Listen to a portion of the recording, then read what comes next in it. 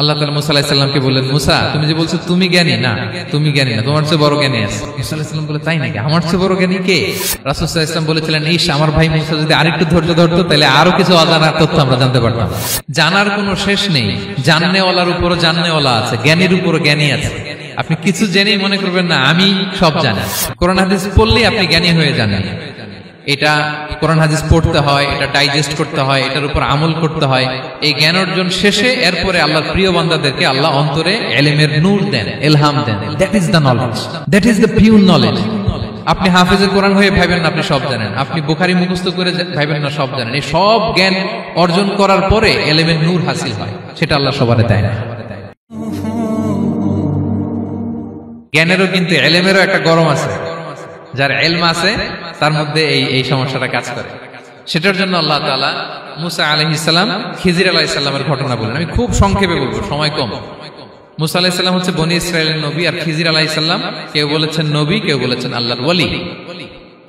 আসলে আরবিতে ওনার নাম খদির, আমরা বাংলায় বলি খিজির। খদির মানে সবুজ। উনি যে কোনো জায়গায় বসলে ওখানে মরা গাছ লতা পাতা এগুলো সবুজ হয়ে যেত। অনুর্বর এলাকার উপর দিয়ে হেঁটে গেলে ওটা উর্বর হয়ে যেত। তো মুসা আলাইহিস সালাম একবার ওয়াজ করতেছেন এইভাবে বনি ইসরাইলের সামনে, খুতবা দিচ্ছেন। হঠাৎ এক লোক দাঁড়ায় বলে, ইয়া নবী আল্লাহ, মান আ'লামু ফিল আরদ, বর্তমান পৃথিবীতে সবচেয়ে জ্ঞানী কে? মুসা আলাইহিস সালাম বলেন, ফাকালা আনা, আমি। কি বললেন? উনি আসলে ভুল কিছু বলেন নাই, কারণ প্রত্যেক জামানার নবীকেই আল্লাহ তাআলা সবচেয়ে বেশি জ্ঞান দিয়ে পাঠান, কারণ তার কাছে ওহীর জ্ঞান আসে, অদৃশ্যের খবর আসে, ইলমুল গায়ব আসে। কিন্তু এই উত্তরটা আল্লাহ তাআলার পছন্দ হয় না। আল্লাহ তাআলা চাচ্ছিলেন মুসা যদি বলতো আল্লাহ তাআলাই জানে কে জ্ঞানী বা আল্লাহই সবচেয়ে জ্ঞানী, এরকম হলে ভালো হতো। কিন্তু মুসা আলাইহিস সালাম কি বলছে? আমি। এখন প্রশ্ন করলো সবচেয়ে বড় জ্ঞানী কে? উনি কি বললেন? আমি। এই যে আমি এটাতে ঝামেলা আছে। আমি বড়, আমি জানি, আমি সব। This is problematic. আল্লাহ এটা পছন্দ করলেন না।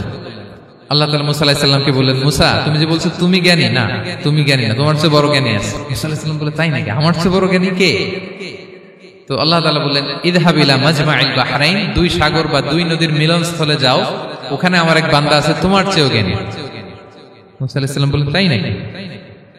তো আল্লাহ আমি কিভাবে চিনব উনি কোথায় থাকে, কিভাবে বুঝবো? আল্লাহ বললেন, একটা বড় মাছ নাও, এটাকে ফ্রাই করো, এটাকে ফ্রাই করে একটা ঝুড়ির ভেতরে নাও, যেখানে এই মাছটা সাগরে ঢুকে যাবে ওখানে আমার বান্দাকে পাবে। তো উনি ওনার সহযোগী ইউশা ইবনে নুনকে নিয়ে হাঁটতে লাগলেন। হাঁটতে হাঁটতে এক জায়গায় ক্লান্ত হয়ে পাথরের পাশে বিশ্রাম নিলেন। ওই পাথর থেকে আবার এক ধরনের পানি বের হয়, এই পানিটারে বলে আবে হায়াতের পানি, মাউল হায়াত, জীবন নদীর পানি। এই পানি কোনো মৃত প্রাণী বা বস্তুর গায়ে লাগলে ওটা জীবিত হয়ে যায়। তো ওনারা পাথরে হেলান দিয়ে বিশ্রাম নিচ্ছিলেন। ওই পানি ওই ফ্রাই করা মাছের গায়ে লাগার সাথে সাথে মাছ জীবিত হয়ে ঝুড়ি থেকে বের হয়ে সাগরে ঢুকে গেছে। ওনারা আর খেয়াল করেন না। এরপর আবার হাঁটতে লাগলেন। হাঁটতে হাঁটতে যখন ক্লান্ত শ্রান্ত তখন বলে, এই ইউশা আমাদের ওই মাছ ফ্রাই মাছটা দাও, এখন খাই। ঝুড়ি খুলে দেখে মাছ নাই। মাছ গেল কোথায়? তখন ইউশা বললো, হয়তো আমরা যে পাথরের ওখানে বিশ্রাম নিয়েছিলাম ওখানে আমরা মিসিং, ওখানে হারাই ফেলছি। চলো চলো, আরে ওইদিকে তো যাইতে হবে আমাদের। উনি গেলেন, যে দেখে মাছ যে জীবিত হয়ে বালুর এদিকে নাড়াচাড়া করতে করতে সাগরে ঢুকে গেছে, ওখানে দাগ আছে। মুসা আলাইহিস সালাম ঢুকলেন সুরঙ্গ, ঢুকে দেখে চাদর গায়ে দিয়ে এক লোক শুয়ে আছে। সালাম দিলেন, আসসালামু আলাইকুম। ওই লোক চাদর আর সরায় না, ভিতর থেকে বলতেছে ওয়ালাইকুম আসসালাম। তো চাদরের ভিতর থেকে উনি বলে, মান আন, তুমি কে? মুসা আলাইহিস সালাম বললেন, আনা মুসা, আমি মুসা। উনি বলেন, মুসা বনি ইসরাইল, বনি ইসরাইলের মুসা? বলেন, হ্যাঁ। কেন এসেছো? এবার চাদর খুললেন। বলতেছে, আপনার কাছ থেকে কিছু শিখতে আসছি। আল্লাহ বলছে আপনি নাকি সবচেয়ে বড় জ্ঞানী। আমি ভুল করে বলে ফেলছিলাম আমি, আল্লাহ বলছেন যে আপনি নাকি জ্ঞানী। বলতেছে, না তুমি আমার জ্ঞান নিতে পারবে না, ওই ধৈর্য শক্তি তোমার নাই। মুসা আলাইহিস সালাম বললেন যে আপনি যে কোনো শর্তে আমাকে একটু রাখেন কয়েকদিন, আপনার সাথে আমি রাজি। বললেন, না তুমি পারবে না। মুসা আলাইহিস সালাম জোর করতে লাগলেন। অবশেষে খিদির আলাইহিস সালাম রাজি হলেন। বললেন, শর্ত হচ্ছে আমি যাই করি আর না করি আমাকে কোনো প্রশ্ন করা যাবে না। মুসা আলাইহিস সালাম বললেন, ওকে। সফর শুরু হলো। সামনে নদী, এক লোক তাদের নৌকা দিয়ে নদী পার করাই দিল। নদী পারাপারের পর খিজির আলাইহিস সালাম লাঠি দিয়ে নৌকার তলাটা ছিদ্র করে দিলেন। মুসা আলাইহিস সালাম বললেন, ইন্না লিল্লাহি, এটা আপনি কি করলেন? ওরা আমাদেরকে নদী পার করে দিল, আর যে ভাড়াটা আসছিল এটাও নিল না, আমাদেরকে সম্মান দেখালো, আপনি নৌকা ছিদ্র করে দিলেন। খিজির আলাইহিস সালাম বলছে, এই যে আমি বলছিলাম না তুমি ধৈর্য ধারণ করতে পারবো না, যাও তোমার রাস্তায় তুমি আমার রাস্তায় আনো। মুসা আলাইহিস সালাম আবার ক্ষমা চাচ্ছেন যে আপনি আমার ক্ষমা করেন, আমি তো ভুলে গেছি, আর প্রশ্ন করবেন না। চলতে লাগলেন। হঠাৎ বাচ্চারা খেলতেছে, এক বাচ্চাকে ধরে হত্যা করলেন খিজির আলাইহিস সালাম। এবার তো মুসা আলাইহিস সালাম রেগে গেছে, আপনি করলেনটা কি? নিষ্পাপ ফুলের মতো শিশুকে হত্যা করলেন। খিজির আলাইহিস সালাম বলে, এই যে আমি জানতাম যে তুমি ধৈর্য ধারণ করতে পারবে না, তোমার রাস্তা এক, আমার রাস্তা এক, যাও। এবার মুসা আলাইহিস সালাম করজোর করতেছে যে this is the last chance, একটা ফাইনাল চান্স দেন, একটা সুযোগ দেন, আর আমি প্রশ্ন করব, এটাই লাস্ট। বলেন ওকে ঠিক আছে। হাঁটতে হাঁটতে এক ইহুদি বসতির সামনে যে হাজির, দুজনই খুব ক্ষুধার্ত, খাবার চাইলো, এরা আবার কৃপণ, খাবার দিল না।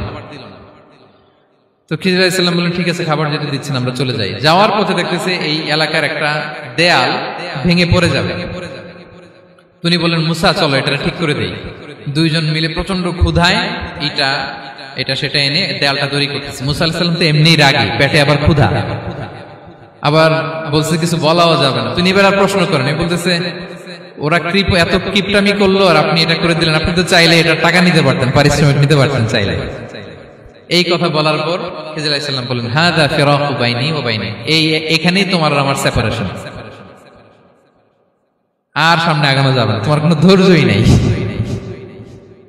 তো এতটুকু তোমাকে আমি বলি যে আমি একটাও আল্লাহর আদেশ ছাড়া করি নাই, আল্লাহর আদেশে আমি করেছি। কি?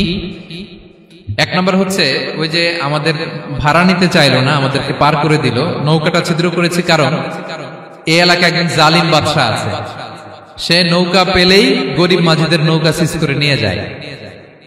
তো এটাকে যখন তলায় ছিদ্র করে দিছি, এই রাজার লোকেরা এসে দেখবে যে এটা তলা ছিদ্র, পানি ঢুকতেছে, এটা নিবে না, ওরা পরে সামহাও এটা রিপেয়ার করে চালাইতে পারবে। মুসা আলাইহিস সালাম বলে, সুবহানাল্লাহ, তাই তো, এটা তো আমি বুঝতে পারি নাই।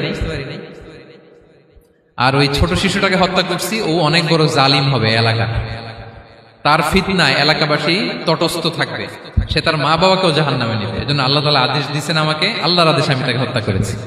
মুসা আলাইহিস সালাম বললেন, তাই তো, এটা তো অনেক ভালো কাজ করছেন। তাইলে তো বলতেছে, তাহলে ওইটা বলেন, খাবারও দিল না, এত কৃপণ, এদের দেয়াল কেন ঠিক করতে গেলেন আপনি?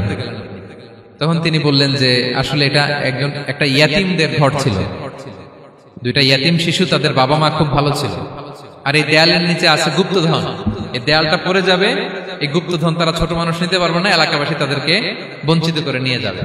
আমি দেয়াল গড়ে দিলাম যাতে করে তারা যখন প্রাপ্তবয়স্ক হয় নিজেদের সম্পদ নিজেরা বুঝে নিতে পারে। সুবহানাল্লাহ বিহামদি। মুসা আলাইহিস সালাম বলে, তাই তো, এগুলো তো আমি বুঝতে পারি নাই। তো এই ছিল খুব সংক্ষিপ্ত পরিসরে মুসা আলাইহিস সালাম খিজির আলাইহিস সালামের ঘটনা। তো রাসূল সাল্লাল্লাহু আলাইহি ওয়াসাল্লাম বুখারীতে একটা চমৎকার কথা বলেছেন, তিনি বলেছিলেন, ওয়াদিদনা আন্না মুসা সাবার হাত্তা ইউকাসসা আলাইনা মিন আমরিহিমা। রাসূল সাল্লাল্লাহু আলাইহি ওয়াসাল্লাম বলেছিলেন, ইস, আমার ভাই মুসা যদি আরেকটু ধৈর্য ধরতো তাহলে আরো কিছু অজানা তথ্য আমরা জানতে পারতাম। এখান থেকে, এই ঘটনা থেকে আমরা কি শিখলাম? প্রথম যেটা আমরা শিখলাম, জ্ঞান নিয়ে বড়াই করতে নেই, ঠিক কিনা? জানার কোনো শেষ নেই, জাননেওয়ালার উপরও জাননেওয়ালা আছে, জ্ঞানীর উপরও জ্ঞানী আছে। আপনি কিছু জেনেই মনে করবেন না আমি সব জানি, আপনার চাইতেও বেশি জ্ঞানী অনেকে আছে। অনেক সময় বক্তার চাইতেও শ্রোতারা অনেক জ্ঞানী। হয়তো এখানে এমন অনেক জ্ঞানী লোক আছে যার ধারে কাছেও আমরা কেউ নেই, হতে পারে। সো আমি সব জানি, এটা ভুল, এটা শয়তান বলে। এটা কে বলে? শয়তান বলে। আবু নাওয়াস একটা কবিতা লিখেছেন, ওয়াকুল লিমান ইয়াদঈ ফিল ইলমি ফালসাফাতান হাবাসতা শাইআন ওয়া গাবাত আনকা আশিয়াউ। কেউ যদি বলে আমি সব জানি, তুমি তাকে বৃদ্ধাঙ্গুলি দেখিয়ে বলো আপনি কিছুই জানেন না, আপনি অল্প কিছু জেনেছেন, জানার এখনো অনেক বাকি।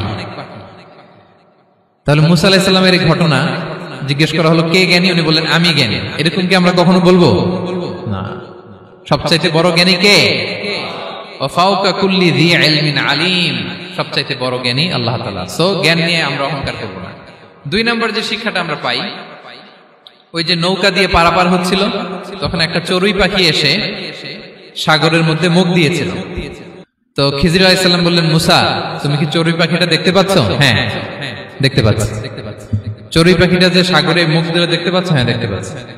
তখন খিজির আলাইহিস সালাম বললেন, চড়ুই পাখিটা সাগরে মুখ দিয়ে পানি খাওয়ার পরে চড়ুই পাখির ঠোঁটে বা চঞ্চুতে যতটুকু পানি লেগে আছে, এই পানিটা হচ্ছে তোমার, আমার এবং মহাবিশ্বের আমাদের সকলের জ্ঞান। আর এই মহাসাগরের সকল পানি হচ্ছে আল্লাহ তাআলার জ্ঞান। আল্লাহ তাআলা বলেছেন ওমা উতিতুম মিনাল ইলমি ইল্লা কালিলা, আমি তোমাদেরকে একেবারে অল্প জ্ঞান দিয়েছি, একেবারে অল্প।